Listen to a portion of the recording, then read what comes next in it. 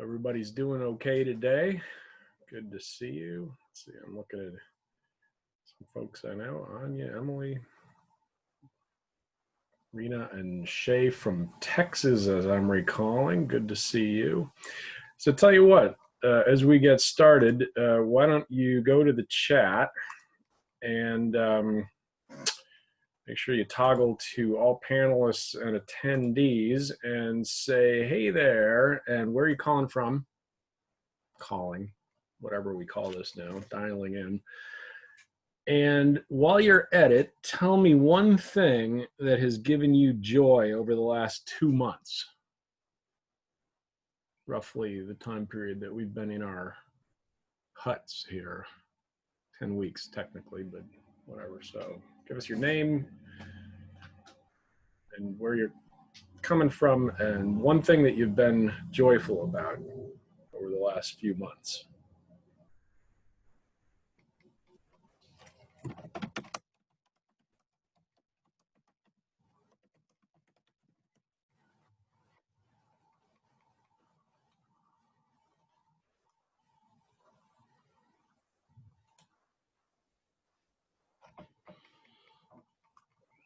Okay.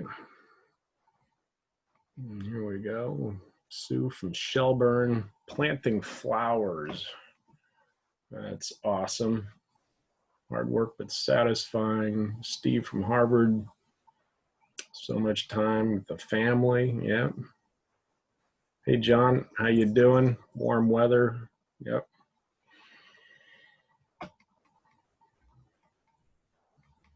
Veggie garden. Hey, Emily, how are you doing?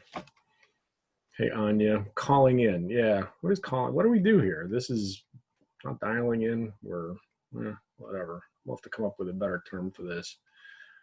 Curating playlists on Spotify. That's pretty cool. I do that.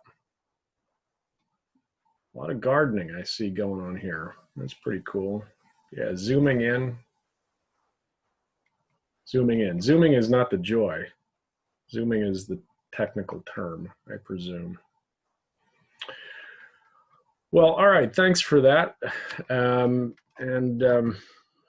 guess I wanted to get started on a little bit of a reflection talking about envy, because I have been envious lately. And it's got something to do with joy. That'll come in a little bit, but I have been finding myself somewhat envious lately. I think I've been reading the news of all these sort of grand reopenings of states around the country, and I've been seeing a lot of pictures of people having fun out there on the beach, in crowds, and partying and shopping and so forth. You see those pictures of people jammed into Ocean City, New Jersey? It's like on the boardwalk. Wow, it's crazy. Now, not that I actually do any of that myself under ordinary conditions, but I think my cabin fever has made them into these objects of envy, so to speak. People in the pictures appear to be having a lot of freedom that I don't have, and I could use some of that right now. How about you? So I'm thinking about, how come they be having fun and not me? Then my thoughts turn a little bit darker and somewhat more judgmental. Not only are these people having fun, they're doing it at the expense of society. Looking around and they're not wearing masks and so forth. They're endangering all of humanity with their reckless behavior, I think. They're spreading germs everywhere. They're selfish, they're heartless, and they're lacking empathy. And then, of course, I take it very personally. They're affecting me, not just my sense of envy. I want to be doing that, but they're actually affecting me and so forth. But then I ask myself, well, why am I not venturing out myself? Am I afraid? Is it responsibility? Am I playing the role of the responsible citizen?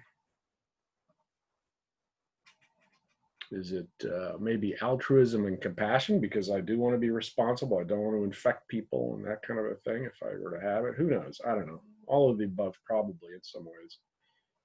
I think I might have mentioned in one of these earlier sessions, if you've been with me, my son and his partner are doctors in New York City hospitals. And so they've been really kind of on the front lines of a lot of the pandemic activity down in New York City. And of course, that has made them very watchful over my moves, and they've been particularly diligent about admonishing me to continue sheltering in place and so forth. So I think that's maybe part of it. It's just a little bit, I don't want to get yelled at by my kid, the doctor, so to speak.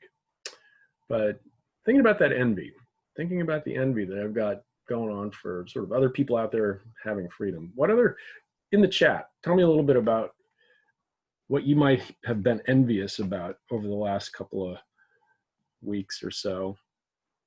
And then tell me a little bit, if you can, what does envy feel like to you? Is there like a place that it hits you in your body in a particular place? What does it feel like? What emotions are present when you feel envious of somebody?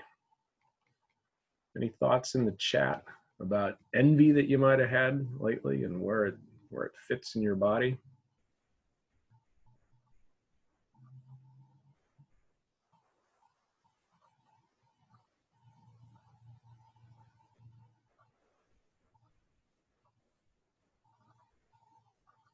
Either you guys are really quiet or there's a big lag time. There we go. You know, I envy those who don't have to make decisions regarding reopening. Yeah.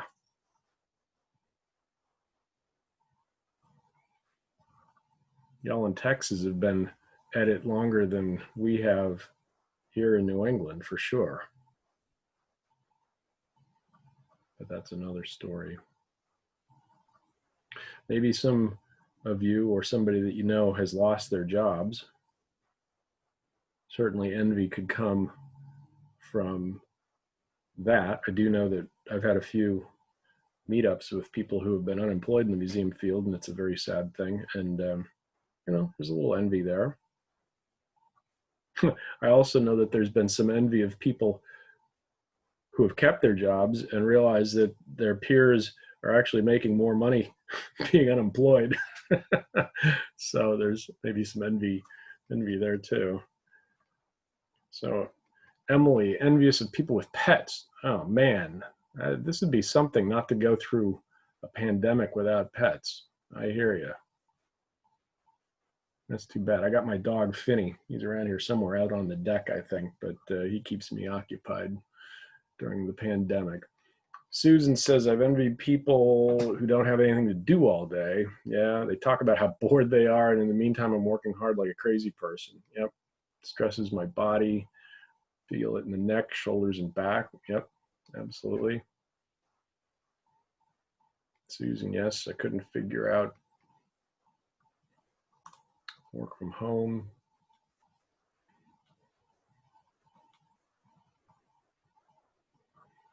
Anya, envy towards people seemingly not afraid of the impact on the virus and those we love. Yeah, the feeling creeps in as fear and anxiety.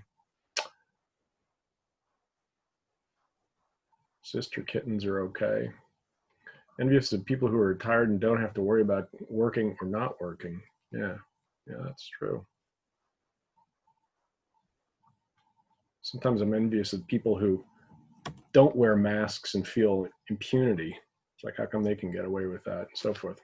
Well, anyway, the idea of envy, you know, I was kind of thinking about what I was going to do for the riff here today, and I got thinking about this a little bit further. You know, envy, of course, is universally recognized as a very insidious mental state. You know, it's one of those 7 deadly sins if you're a Catholic, and in Buddhism, it's called one of the so-called poisons.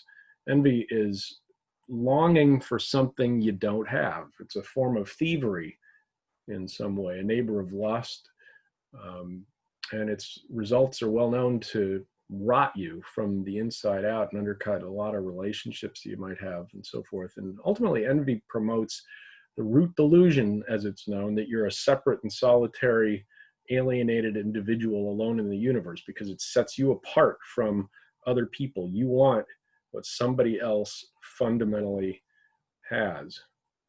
So it's ultimately very easy to be envious these days because we perceive a lack of something during our pandemic. What do we lack? We lack freedom. We lack social interaction. We lack our routines. There's a lack of certainty, of security, lack of toilet paper, lack of fun. When we perceive others of having these things, we become envious of them. So think for a minute in the chat, what does it feel like to lack something or to want something? And literally think again, where does that feel in your body? Like when you really, really want something, whatever it is, even if it's, just wanting something there on the store shelves or whatever, but especially if you want something that somebody else has, that envy, how does that feel when you're envious of somebody and lacking it? Think of that lack. I want this thing. It's a craving. I gotta have it. I know for me, it's sometimes up here in my head, it's like this little fizzy, lightweight kind of a thing. I want this. It's different from sort of wanting to avoid something or fear and alienation. It's more about I've got to have it. It's sort of a grasping kind of a thing. You're reaching out. I must have it. That's the way it feels inside for me. Yeah, Shay says a hot heaviness, right? Got to have that. Feel it in the gut. I really want this. Susan, talk myself out of wanting something or feel I don't deserve it, right? Emily, feel it in the stomach or chest more. Yeah, it's usually centered right in here quite a bit. It's really helpful when you encounter those emotions and those mental states to take note of literally where they are, because so often, we encounter these things, they just happen in our minds and we get so immediately wrapped up in the emotion or the mental state that you don't actually have any mindfulness to it. And that's what makes it difficult then, because then the horse is out of the barn, it takes off. If you're envious or if you want something or whatever, you find yourself going down that path before you actually can check yourself. But when you're aware of where it's happening, you're aware of the feelings and emotions, you get very intimate with that feeling of envy. When you actually start locating it in your body, you're connecting it somehow, it becomes a palpable thing. But interestingly, when you do that, it becomes a location in your body, but you then tend to depersonalize it somehow. The idea is it's not part of my story. Like I want that, I gotta have it. There is envy in me. It's not my envy, it's not my story, so forth. Now, what's interesting is the antidote to envy is the experience of joy that comes from gratitude and appreciation, especially towards other people.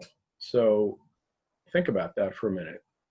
When you're feeling envious of somebody, the way to counteract that is to actually think of things that you can actually be joyful about in their own success, whether you know those folks or not. Now in Buddhism, this term is known as mudita, M-U-D-I-T-A.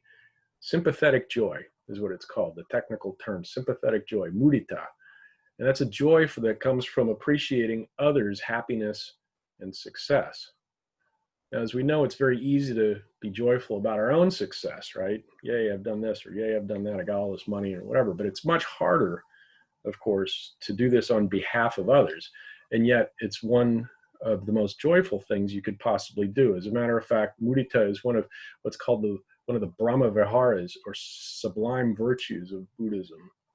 So it really ranks up there. There are only 4 of them, and mudita is one. So this is one of the keys to actually developing the exercise of being a fully developed person, fully spiritual person, and of course, pragmatically, it leads to a lot of deep, deep happiness. Interestingly, to think of others' happiness as part of yourself. So the term, though, is a little alien to us, mudita, because it's kind of the opposite of what we actually do. It's the opposite of what we do when others are actually successful, which is to display some schadenfreude. Does everybody know about schadenfreude? Have you heard that word? You got to hand it to my German ancestors for coming up with a term that literally translated means harm joy, right? Harm joy, schadenfreude. So it's when we take secret or not so secret pleasure at seeing someone else fail, especially if that person is a rival of some sort. For example, I've realized I've been doing a little schadenfreude when I read about the news reports in places like Georgia, North Carolina, and so forth, experiencing upticks in COVID cases after they've reopened their economies in what I call a premature manner, in my opinion. Now, I'm a little ashamed of myself when I catch myself doing it, but it's sort of wired into us, at least those of us who are of German extraction like I am. Schadenfreude. Does anybody else actually do Schadenfreude, or is it really just me? Kind of a, shameful little secret, I guess, that many of us do. But thank you, Susan, not just me. I appreciate that.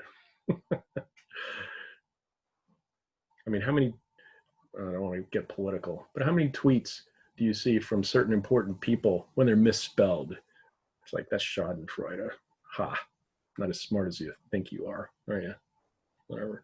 Anyway, we're going to do a little meditation around mudita. And this is great because when you find yourself being envious and you find yourself getting into that hole of wanting something that you really can't have or you shouldn't have, this is a great way of dealing with it, with counteracting it. And that is to be thinking of being grateful to, for the things that are in your life, but also, more importantly, the things that are happening to other people. So it's a fairly simple meditation, and it's built around basically 3 verbs, 3 pronouns, and 3 objects then. So the verbs are appreciate, rejoice, and be grateful. Those are the verbs.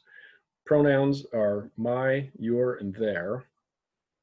And then the objects, the things that you're grateful for or appreciating, are effort, happiness, existence. And you can mix these up as you're doing the meditation.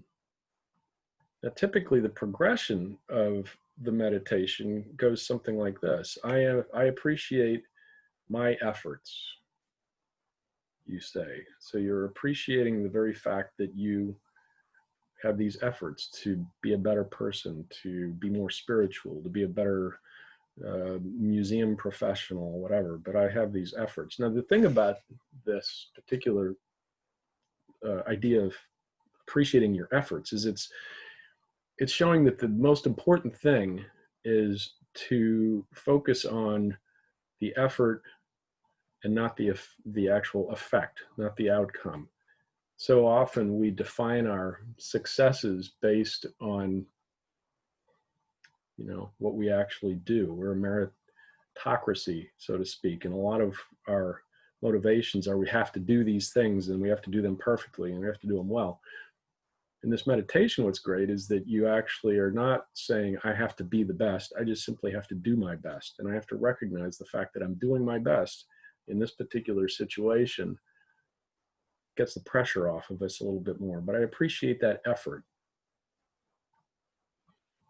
The second verb is rejoice. I rejoice in my understanding. I'm really happy about this. I'm happy that I understand this particular aspect of myself. I understand that I am engaged in Schadenfreude. I'm not particularly happy that I do that, but I'm happy that I recognize it. I understand it.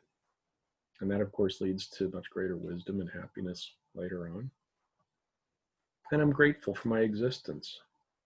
I'm very grateful to be alive. One more day, I'm grateful to see these flowers, or y'all were saying I'm joyful about planting your garden, whatever. This existence is so beautiful, and so I'm very grateful for that. Another word might be potential. I'm grateful for my potential. I've got a lot of potential in me. I might not be there yet, but it's a lot of potential. It's the idea that we, are all, emerging as human beings, and that's an important thing. So the concept of mudita, it's really an interesting description that I've heard, is that it's sort of like being in your car, stopped at a red light, and being happy at watching the cars with the green light going in front of you, passing in front of you, and you're happy. that they're making progress. You're there at the red light, stopped. You're not seething. Why can't I be making more progress? You're watching them go and you're happy. Yay, good job. I have to admit that's one of my trials is in traffic. As a former aggressive driver, not that I've driven a lot lately, but it's always been a challenge for me to actually be in traffic and watching people pass me this way or that way. I do try though. Like, all right, I'm really happy that you're blowing by me at 80 miles an hour, whatever, and I'm stuck here in this lane. Anyway, so let's give this a try. Oh, and what I wanted to say though with this is it's a progression. And the classic progression of this particular meditation, mudita, is you start first with yourself. It's very easy to be grateful for yourself, happy in your own happiness and success, right? As we said. So you first use these phrases thinking about yourself. You embrace yourself and you say, I really appreciate these things that are in my life. Then you start thinking about someone else. You think about, first of all, someone that's perhaps support to you, a good friend, a partner, spouse, and you bring that person into your awareness. And you think about those phrases with regard to those folks in particular that you care a lot about. And you can do this, with a few people that you're very, very close to. You run through this. You're very grateful and happy for them. And then you come to meditate on someone that you're somewhat neutral about. You might see them, a clerk at the checkout in a supermarket, say, or the letter carrier that brings your mail, or the Amazon Prime delivery person, or whatever the case might be. But you don't know them really, but they are neutral to you. You don't like them or you don't dislike them, but you are neutral, and you think of them in this, and you bring them into your gratitude, your circle of gratitude. And then you progress to the hard stuff, which is people that are giving you a little bit of trouble, or that you don't like a lot, or that you don't like at all, that you perhaps loathe. And this is where it gets challenging, because you bring them into your meditation, you bring them into your thoughts, and you express your appreciation and your gratitude to them. This is where the rubber hits the road when it comes to your practices, because that's often a real challenge. Now, of course, with anything in meditation, you don't want to push it too far. If you feel as though you can't do that, you just don't have love in your heart right now for people you do not like, then don't do it.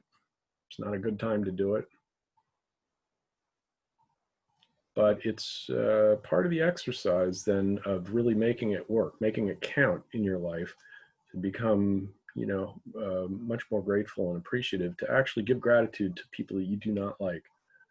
And of course, for those politicians that will remain unnamed that are at the top of many of our lists, you need to do that. You need to start thinking about the things that you might be grateful for in their own existence. The idea being that there's a universality here.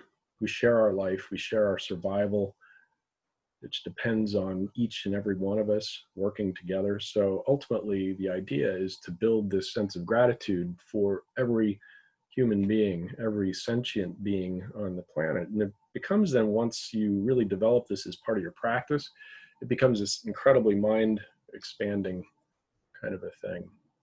And when you're in that mind-expanded sort of a thing, you find yourself really, really grateful for literally everything, good and bad, that's happening. And it gives you, the tools to deal with the adversities of life a lot better.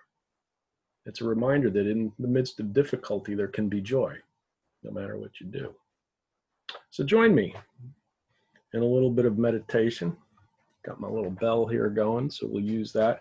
Find a nice, comfortable posture in your chair, or if you're sitting down on the ground, or laying down, whatever the case might be, find yourself a little posture. Relax your shoulders.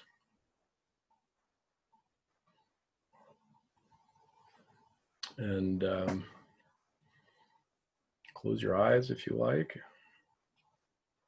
Take a few deep breaths with me just to get started, and exhale very slowly.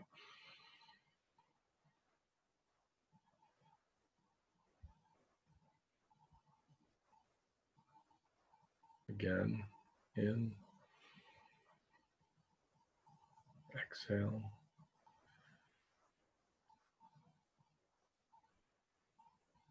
And one more time.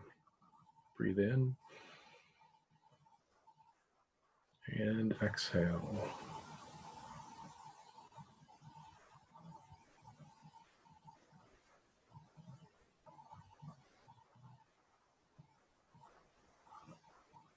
So now we're going to think about ourselves here a little bit, and meeting ourselves here in meditation in a very friendly manner. Maybe a little smile on our faces.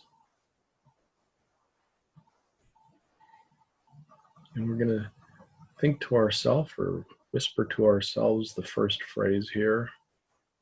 I appreciate my efforts.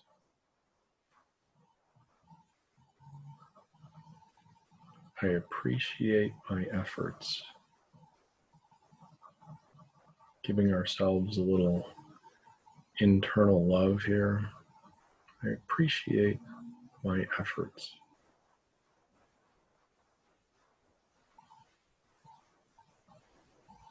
And then we go to the second phrase. I rejoice in my understanding. I rejoice in my understanding.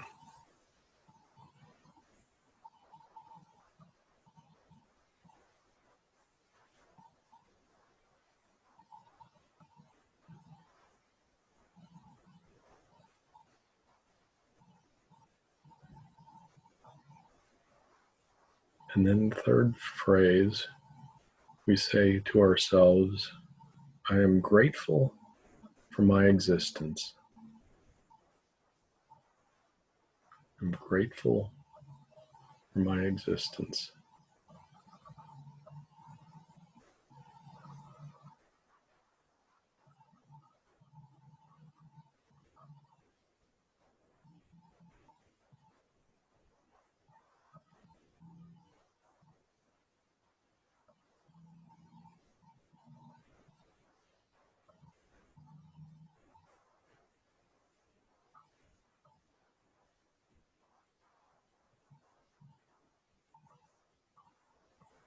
So now call into your consciousness somebody that you particularly like or love, somebody that's a real support to you, it's very close to you. And we're going to say those same phrases or some approximation of those, whatever works for you, to that person. We're going to bring them into our consciousness. We're going to feel their presence. We're going to look them in the eye, so to speak, right now. And you're going to say, I appreciate your efforts. I appreciate your efforts.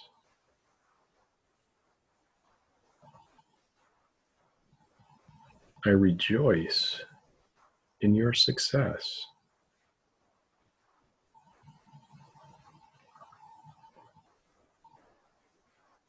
And I'm grateful for your existence.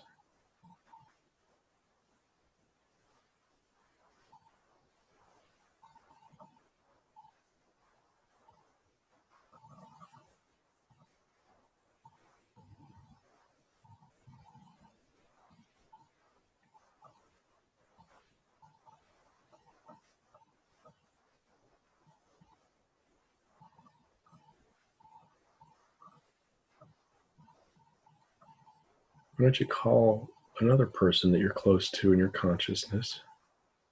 This time it might be even your pet, if you do have a pet. Sorry, Emily. Think of your sister's kittens. But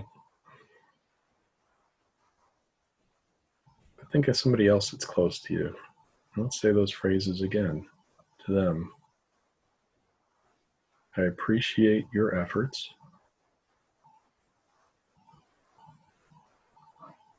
I rejoice in your happiness.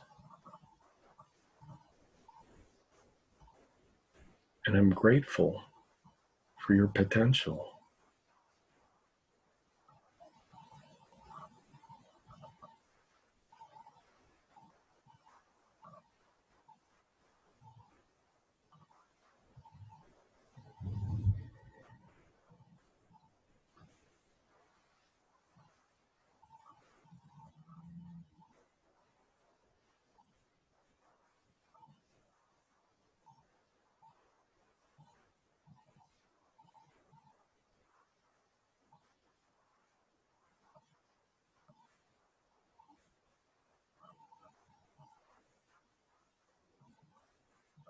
Now let's think of someone neutral in our lives, someone that we might see on a regular basis.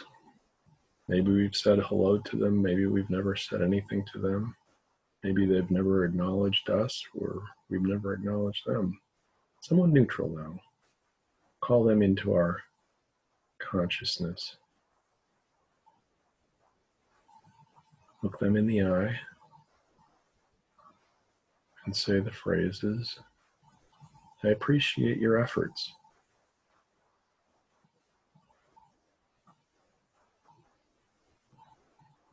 I rejoice in your understanding.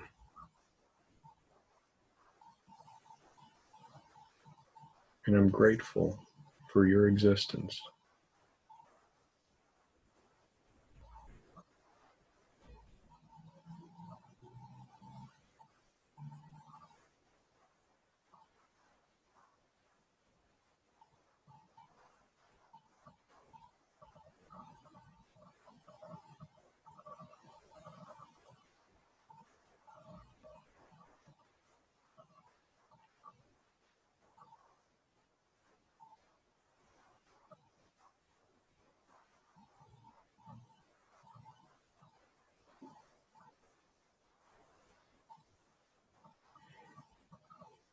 You can make this a group effort by calling into your consciousness groups of people that you might be close with. For example, your coworkers.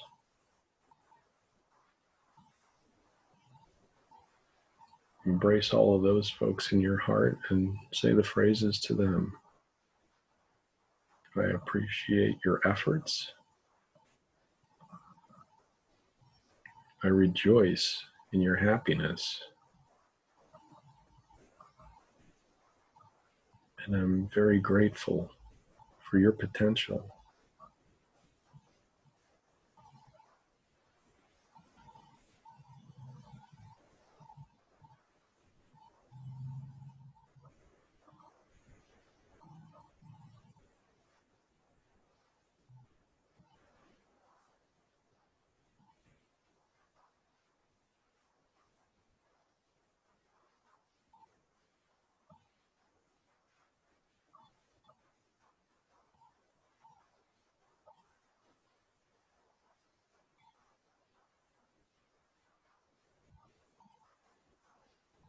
So let's make this a little harder, shall we? Let's bring into our consciousness people that a person, not people. Start slow, one at a time. Let's bring into our consciousness a person that might be somewhat troublesome to us, that we have some difficulty with relating to them.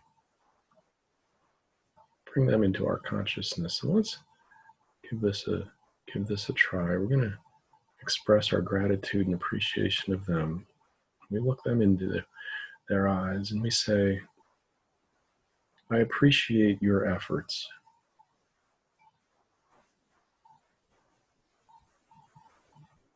I rejoice in your happiness.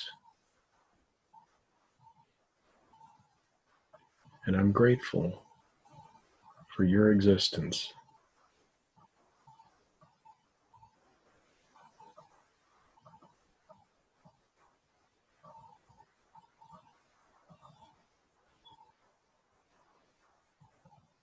As you do that, be aware of how you feel. Be aware of what images come up, how your body feels when you do that, whether you're actually metaphorically using gritted teeth to say that, that's okay. At least you said the words.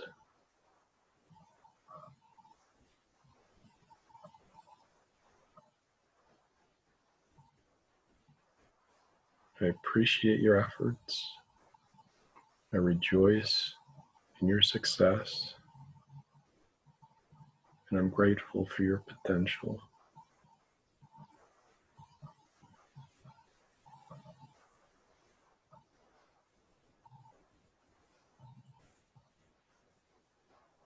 Let's broaden this out a little bit.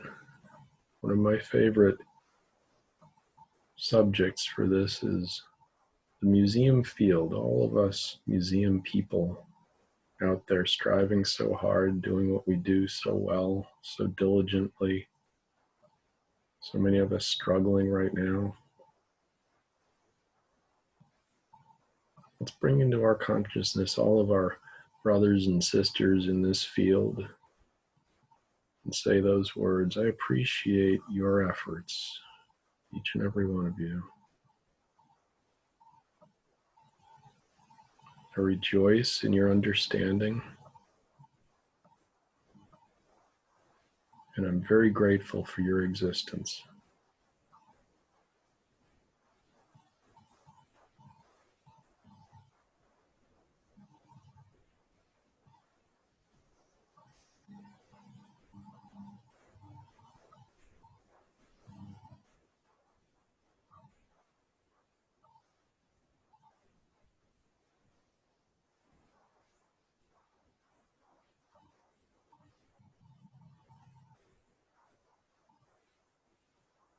And now broaden your mind even further. Broaden it out across the globe, across the universe.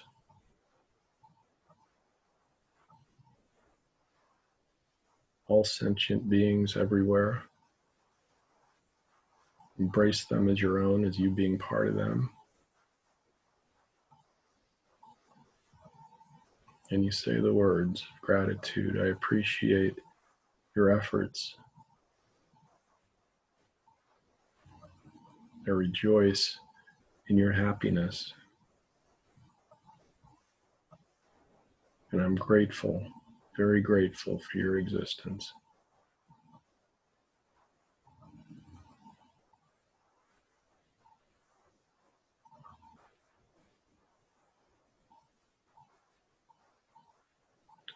Then as we conclude all of our meditations, we put our hand on our heart or on our arm or someplace, and we think to ourselves the very fact that we ourselves are whole and we're complete and we're enough.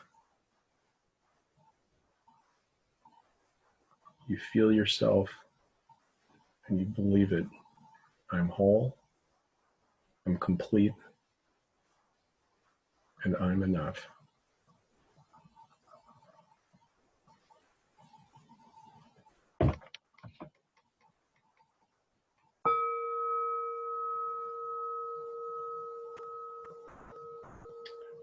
So with that, I invite you to open your eyes if they've been shut, and relax your shoulders and look around the room a little bit. Reconnect with what is. Got tea going like me. It's probably cooled off by now.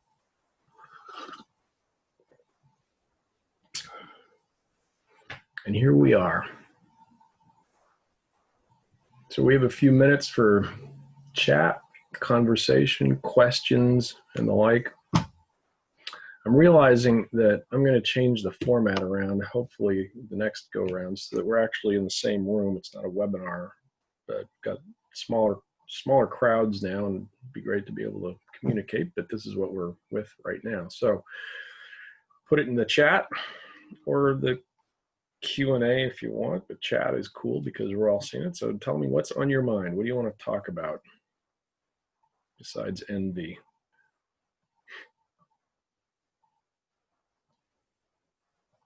What's going on with you these days that's either troubling you or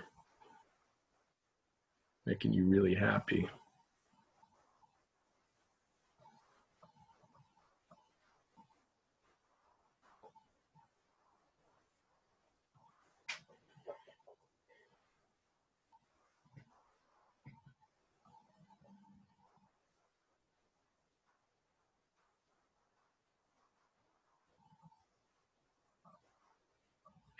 You still meditating? Oh, here we are. John, how you doing, John? Lots of intern interest. Okay, you have to translate that for me. What does that mean, John? Intern interest. You're interested in getting interns? I love these chats. Like a texting. All sorts of nuances that are missing. And you can't read body language. Other mindfulness resources. Okay. Here's my go-to.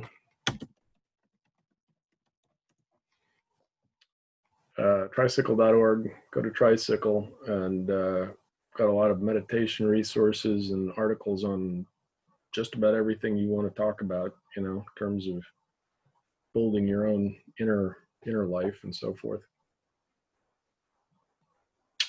So John, lots of interns interested in being interns. Oh, okay. That's cool. So you're overrun with interns. Hopefully these are paid interns, right? It's another webinar.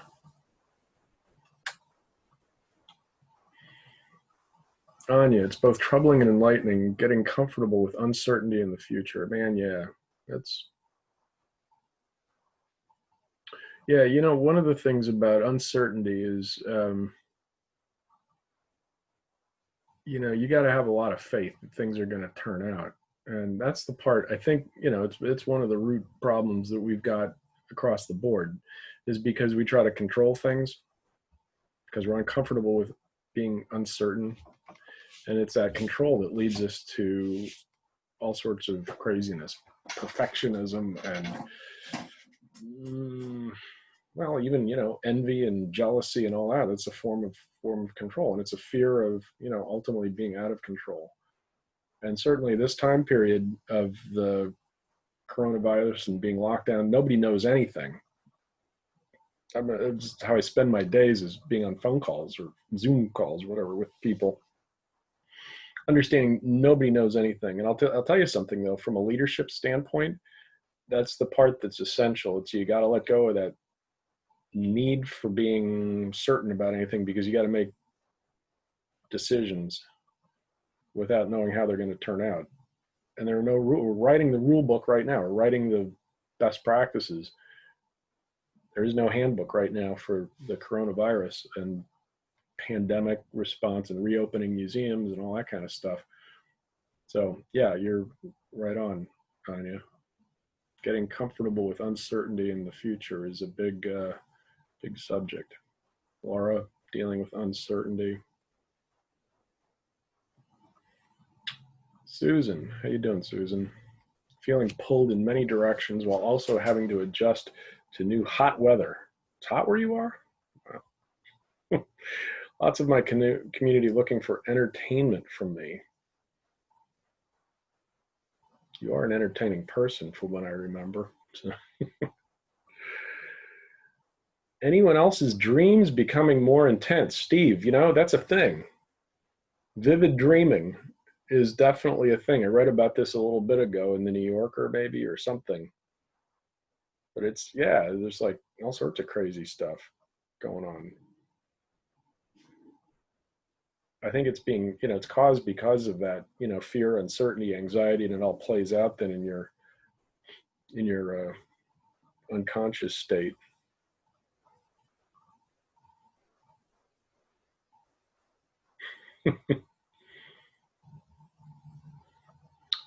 Susan, I think the uncertainty makes it even more important to be in the moment. Yeah, that's very true. I mean, needless to say, the core tenet of mindfulness is all about being in the moment and whatever that means to you. Um, and fundamentally, we realize that our fears take us outside of ourselves in the moment. The fears cause us to project into the future things that we're afraid of. A lot of times it's also aspirational. We want things to happen. We want that, and that's where envy winds up and the like.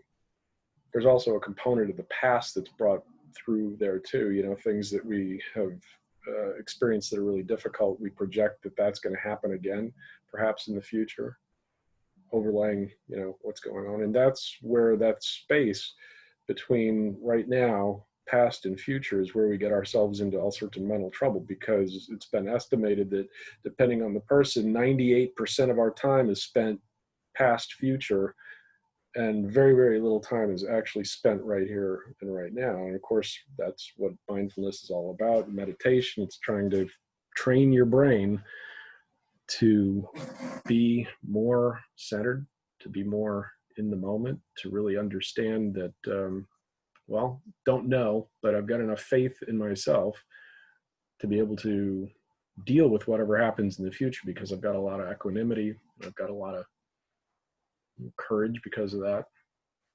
You stop fearing as much. So staying in the moment is a key piece, and that's what you meditate for. And Emily, I feel like my concerns have been shifting from everyone's health to that inability to predict what reopening will look and feel like. Susan, that's certainly true, but harder to explain to the board at our annual meeting yesterday. Got to have a better conversation than this. What was it that you were? Susan was talking about the heat. You weren't talking about the heat at the annual meeting.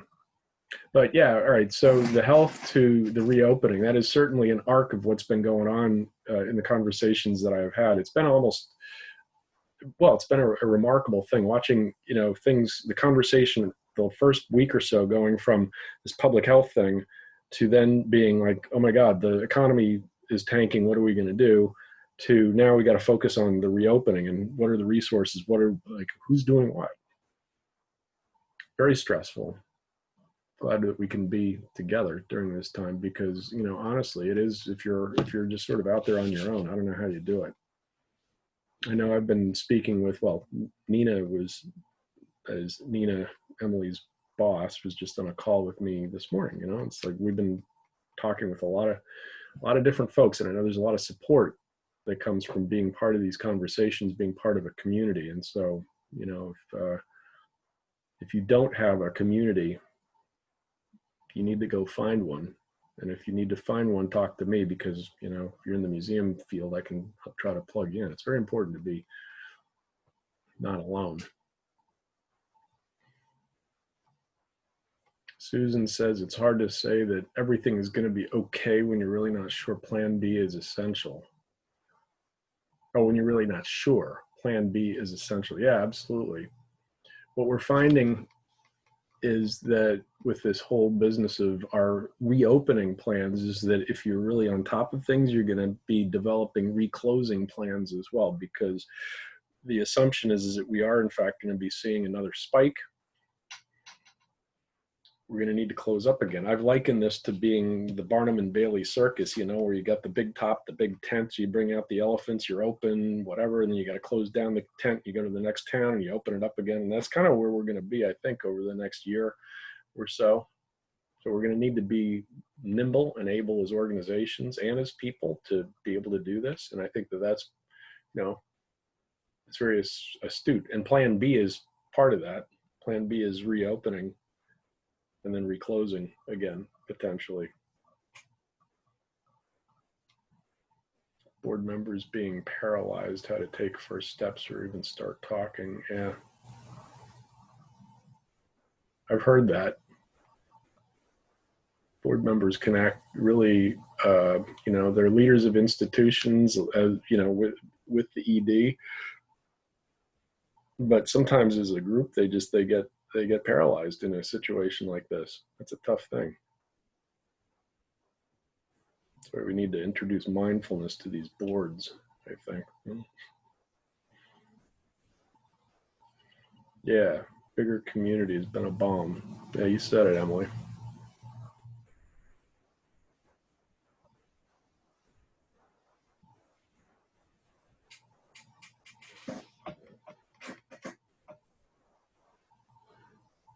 Okay. Have we run out of steam? Can just hang out for a little bit more.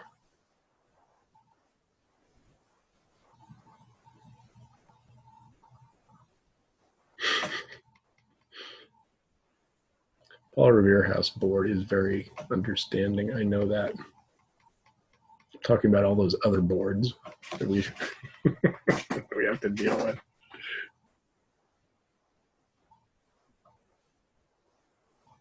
I think one of the things, though, not to make light of it,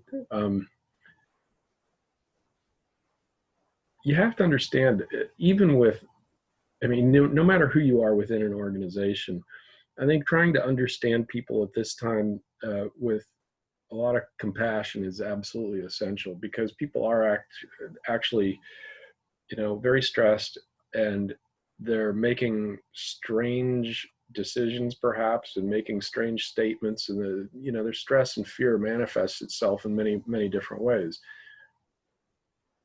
Sometimes, those that, have, or say the pinnacle of the power structure or whatever, that can be very injurious. And it's hard to show that sympathetic joy, that compassion, whatever it is, to somebody that's making really idiotic decisions, whether that's laying off people that you're close to, or sending, the museum sort of in the wrong direction or whatever. If you're the ED of an institution, having some compassion for your board when they're giving you all sorts of strange signals and reactions, understanding that they're scared. Not only are they scared, they're also scared because they don't know what's going on in your institution like you know what's going on in your institution. And you can tell them we're in great shape, or we need to do X, Y, and Z, because you've seen the numbers, or what your audience is a lot more than they are. You have to show them a little bit of compassion too, in all of this. And if you're, a museum worker, showing all of these different levels some compassion, while of course making sure that you're standing up for yourself as well in an appropriate manner. It's a tricky part. We're all undergoing a lot of stress right now. And showing some understanding and patience is probably a good thing.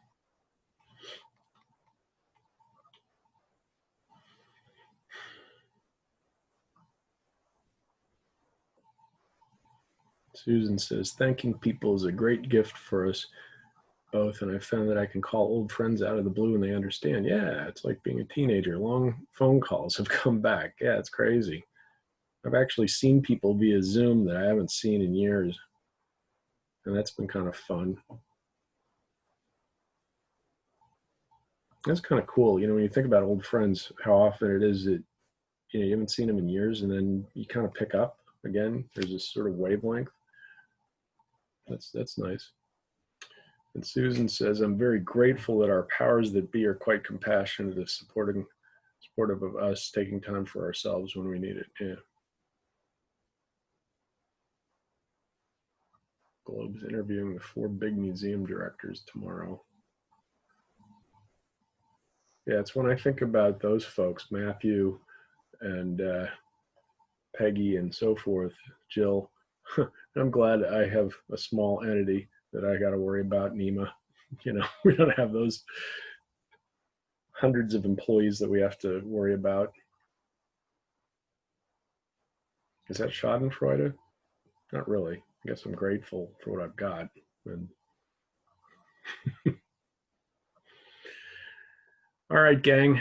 Well, that's about it, I guess, for today. I appreciate it. I appreciate you being here. I am very grateful for all of you being here. Remember, your whole and you're complete and you're enough, and don't let them tell you otherwise. And if any of you ever need to get a hold of me for anything, an emergency or some extra tips or whatever, you can always just email me, and I'm always happy to talk and give you a benefit of my wisdom and all that kind of good stuff. All right. So we'll see you next time. Take it easy. Goodbye, my friends.